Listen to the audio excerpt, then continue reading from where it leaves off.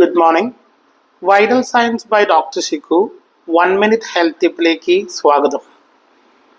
As I said before, തലച്ചോറിന്റെ ഇന്ധനം അല്ലെങ്കിൽ ഭക്ഷണം എന്ന് പറയുന്നത് ഗ്ലൂക്കോസും ഹൃദയത്തിന്റെ ഇന്ധനം അല്ലെങ്കിൽ ഭക്ഷണം എന്ന് പറയുന്നത് ഫ്രീ ഫാറ്റി ആസിഡുമാണ്.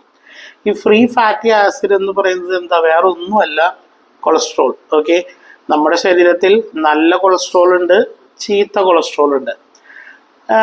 ഈ നല്ല കൊളസ്ട്രോൾ ഒരുപാട് കൂടുതലാവുകയാണെങ്കിൽ ചീത്ത കൊളസ്ട്രോളിന് ആ സ്ഥലങ്ങളിലൊന്നും ഒക്യുപ്പൈ ചെയ്യാൻ പറ്റത്തില്ല. അത് തന്നെയാണ് ഞാൻ കൊളസ്ട്രോൾ ടെസ്റ്റുകളെ കുറിച്ച് പറയുന്ന കാര്യവും. HDL കൂടുതലാണെങ്കിൽ താരതമ്യേന LDL കുറവായിരിക്കും. LDL കുറവായിരിക്കുമെങ്കിൽ HDL ഉറപ്പായിട്ടും കൂടുതലായിരിക്കണം. HDLൽ റൺ ചെയ്യുന്നൊരു ഹാർട്ടിന് ഹൃദയാഘാതമോ അല്ലെങ്കിൽ അതെറോസ്ക്ലീറോസിസോ അത്രോമാറ്റസ് ഡിസീസോ ഇതൊക്കെ വരാനുള്ള സാധ്യത വളരെ കുറവാണ്.